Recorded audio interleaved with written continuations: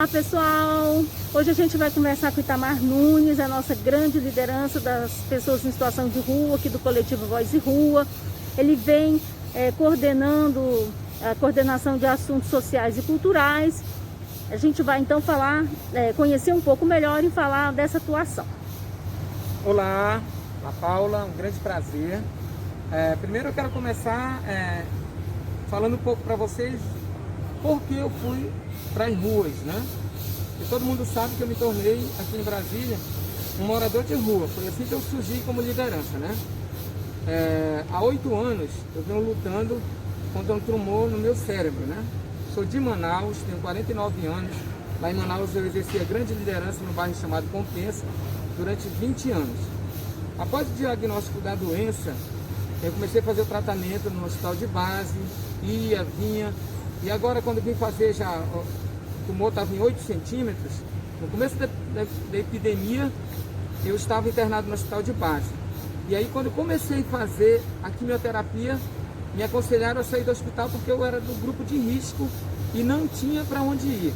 A maioria das pessoas que não tinham família aqui em Brasília que faziam tratamento foram para as ruas. E não foi diferente comigo. E fui para a rua, fiz quimioterapia, morei nas ruas durante 42 dias. No auge da doença, no auge do sofrimento, foi nas ruas de Brasília que eu encontrei amor, respeito pela minha pessoa, né? Então ali eles cuidavam de mim muito mal, nunca me faltou nada. E logo após ser recolhido nas ruas de Brasília, eu fui para um lugar chamado Acolhimento do Autódromo, foi onde começou o nosso trabalho. Uma demanda muito grande, muitos abusos, muita falta de respeito com moradores de rua. E eu comecei a falar que nós tínhamos direito e que a gente podia fazer diferente. Foi onde tudo começou, Paula. Que ótimo, Itamar. Itamar, fala pra gente o que significa para você pessoas em situação de rua. Paula, hoje, de verdade, é uma nova população. Antes as pessoas olhavam como uma pequena população, né?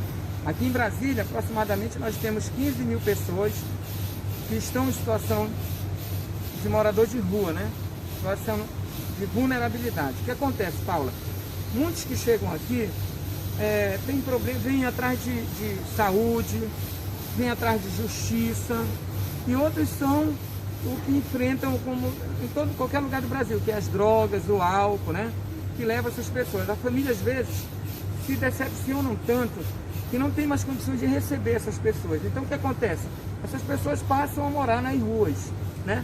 Para mim, não existe hoje morador de rua, Paula. Existe a minha família, meus irmãos. Porque foi neles que eu encontrei amparo no momento mais crítico, mais difícil da minha vida. Maravilha, Nunes. Nunes, fala pra gente como é que vai ser seu trabalho na coordenação de assuntos culturais e sociais. Primeiro eu quero agradecer, honrado, me sinto honrado demais em poder fazer parte desse grupo, desse coletivo maravilhoso. Porque já vem trabalhando há algum tempo, né? Em vez de ser assistencialista, potencializam as pessoas, né? E me dão a oportunidade de trabalhar numa área que eu amo, que é o social e o cultural, né? Então o que nós vamos fazer? Vamos estar trabalhando com eles, potencializando, pegando aquele artista que está nas ruas, que às vezes não tem oportunidade de mostrar seu trabalho. Aí sim, nós vamos potencializá-los, dando oportunidade, correndo atrás de material e até de espaço para as apresentações, seja exposições, seja uma apresentação musical, entendeu? Na parte cultural. E no social, nós sabemos bem, nós temos uma grande novidade que vocês vão conferir ainda no final deste ano. Vocês vão ver que lindo trabalho nós vamos poder estar realizando com nossos irmãos.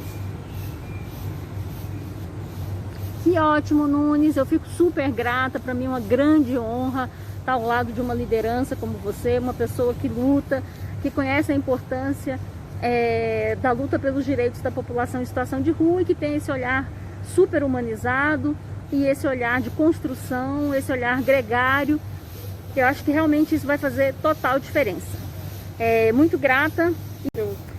Como que você vê a realidade de vida das pessoas em situação de rua aqui no Distrito Federal?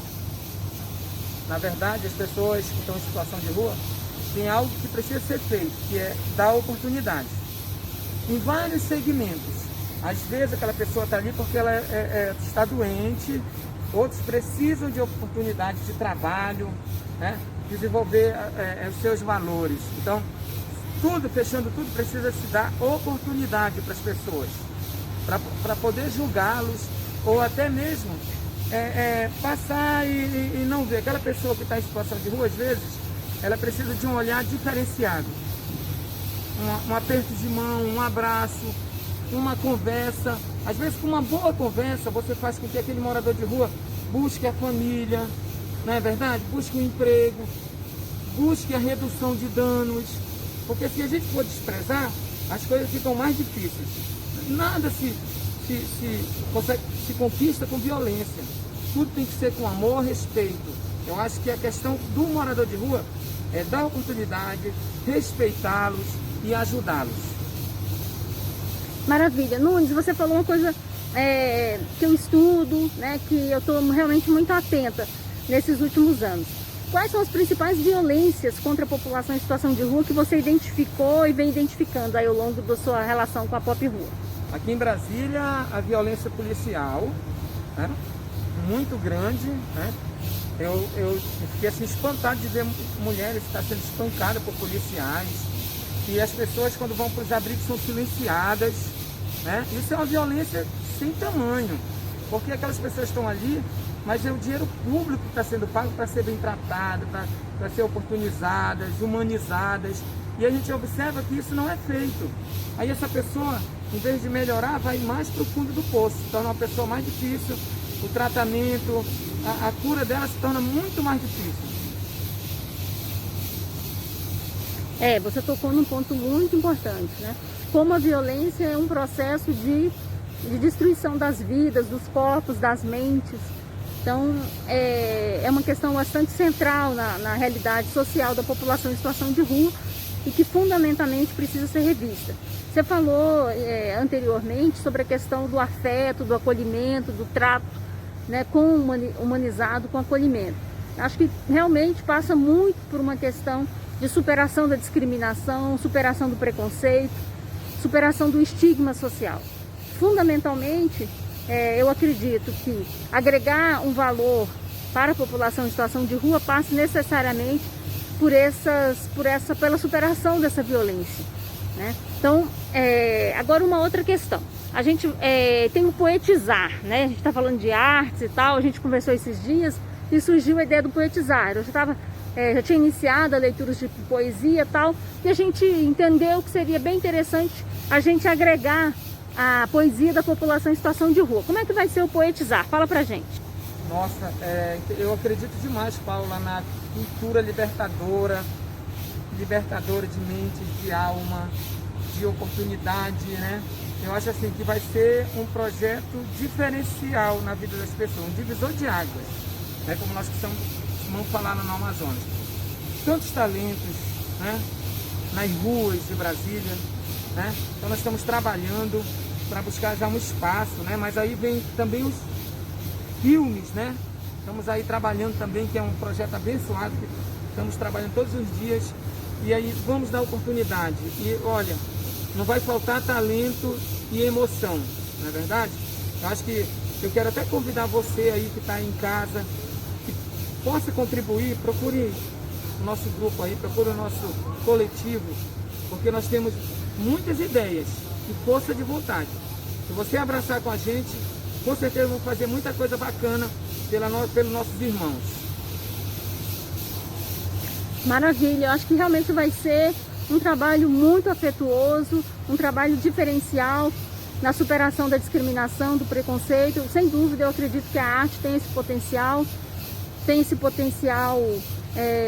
de sintonizar a dimensão do humano, né? Do humano orientado aí pela garantia dos direitos humanos, da dignidade humana. Itamar, diz pra gente, quais são as principais políticas públicas que você entende que são urgentes e necessárias para a população em situação de rua? Uma das principais que nós já estamos levando aos abrigos é deixar bem claro para aquela pessoa que hoje está em situação de vulnerabilidade, que está num abrigo, que não tem condições de andar direito porque tem algum problema de saúde, mostrar para ela, potencializar que elas têm direitos, que ninguém está fazendo nada, ninguém num abrigo está fazendo favor, nem seja no hospital, não, seja no momento de acolhimento. Todo mundo recebe para fazer esse trabalho. E o dinheiro, ele é público. O que nós vamos fazer não é fiscalizar, é ajudar, principalmente aqui no DF, ajudar o governo a administrar da melhor maneira possível o dinheiro público. E aí sim fazer uma política transformadora, de renovar, né, as vidas das pessoas, transformadoras e, entre outras coisas, mostrar o grande valor que essas pessoas têm. Maravilha, Nunes. A gente está aí na pandemia, com a possibilidade de uma segunda onda. E quais vocês acham que serão as medidas mais urgentes e necessárias do governo, né? Para que ele tome de forma imediata para garantir a vida, para garantir a saúde e garantir os direitos da população em situação de rua. O que você identifica que é mais urgente, então, nesse cenário? Primeiro, o governo, parece que os governos do Brasil têm que se preocupar com o roubo que está acontecendo, né? Porque na epidemia o que a gente vê é governador sendo processado, é secretário sendo preso. Então primeiro tem que fechar essa torneira aí, que essa é a pior doença que a sociedade brasileira enfrenta. E segundo, gente, o nosso papel é isso aqui, ó. Sempre a nossa máscara, né? Fazer o nosso papel.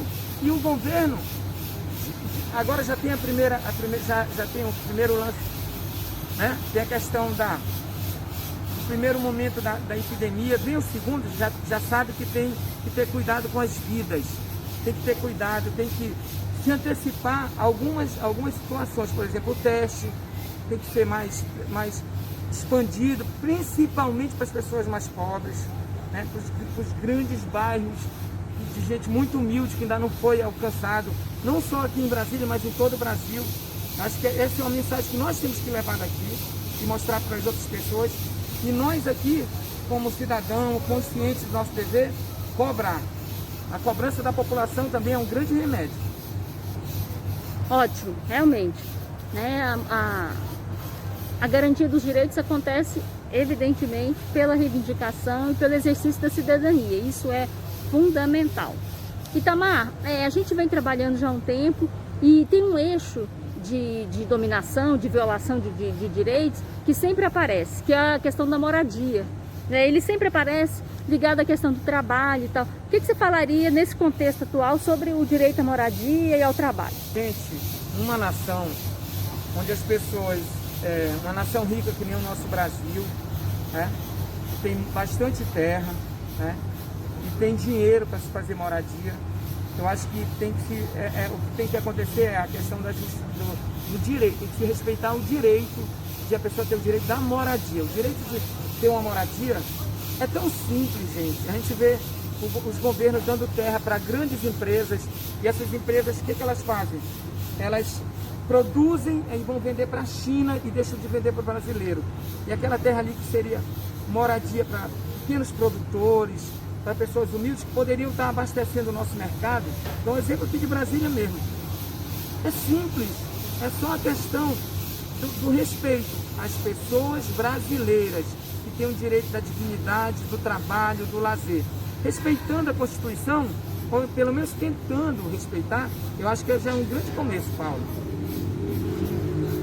Sem dúvida, você falou num ponto fundamental, né? A gente tem uma Constituição orientada pela dignidade humana, orientada pela cidadania, pelos direitos humanos, e fundamentalmente fazer valer, né, essa orientação legal que nos assiste é fundamental. Isso faz total diferença, isso muda completamente a nossa forma de interação social, sem dúvida alguma, e principalmente para aqueles que estão em situação de vulnerabilização social, que de fato representa a ausência de Estado, né? A ausência do acesso aos direitos.